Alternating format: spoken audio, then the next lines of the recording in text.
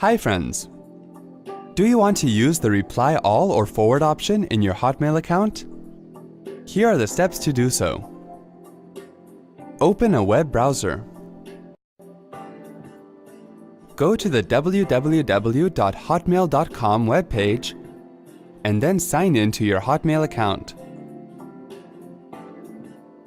To reply all or forward a single message, open the message. Click the down arrow next to reply and then click on the reply, reply all, or forward options. For demo purpose, here we are clicking on the forward option. Enter the recipient's email address in the To field and then click on Send to send the message. Wasn't that quick and easy?